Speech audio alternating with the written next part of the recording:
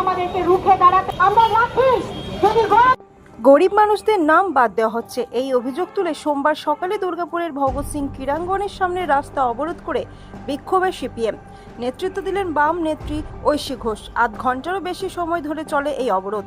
পরিস্থিতি সামাল দিতে পৌঁছয় দুর্গাপুর থানার বিশাল পুলিশ বাহিনী ও কেন্দ্রীয় বাহিনী।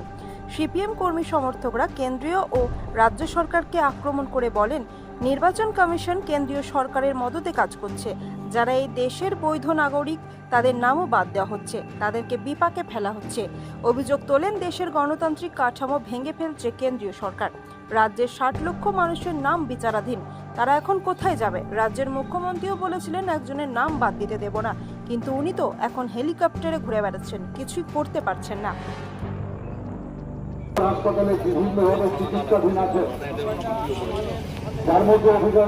আজকে পুরো রাজ্য জুড়ে আন্দোলন চলছে, প্রোটেস্ট চলছে। একটাই দাবি যে গণতন্ত্রের উৎসব বলা হয় নির্বাচন, কিন্তু সেই নির্বাচনকে ঘিরে এখনো 60 লক্ষেরও ওপর নাম বিচারাধীন। ইলেকশন কমিশন, বিজেপি, আরএসএস এর যে ষড়যন্ত্র, আদিবাসী পাড়াগুলো যদি আমরা দেখি, সংখ্যালঘু পাড়াগুলো যদি আমরা দেখি, বিভিন্ন এলাকায় মানুষের নাম এখনো বাদ আছে এবং বৈধ ভোটার তাদের নাম বাদ আছে। যাদের ম্যাপিং 2002-এ হয়েছে তাদের নাম ম্যাপিং সত্ত্বেও বাদ আছে। আমরা জানতে চাইছি ইলেকশন কমিশনের কাছে, প্রশাসনের কাছে, যে 2002-এর ম্যাপিংয়ের পরেও নাম বাদ আছে কেন, তাদের নাম ভোটার লিস্টে নেই কেন, এবং সাথে সাথে রাজ্য সরকারের যে ভূমিকা হওয়া দরকার ছিল মানুষের গণতান্ত্রিক অধিকারকে রক্ষা করার, সেই ভূমিকা থেকে তারা মিসিং।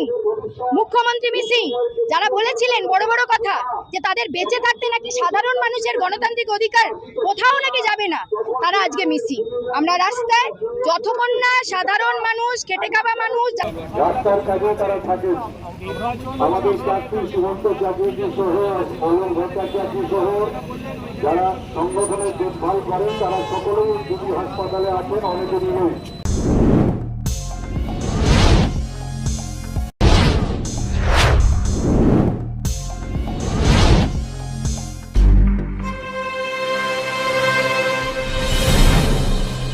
জেলার সমস্যা হোক বা খুশির খবর, শহরের হাহাকার থেকে আপনার ব্যথা, জেলার গর্ব হোক কিংবা জেলার মেধা, গ্রামের অজানা গলি থেকে শহরের ব্যস্ত এলাকা, সব জায়গার খবরের ওপর রয়েছে নিউজ আই 24 ডিজিটালের নজর। News I 24 digital.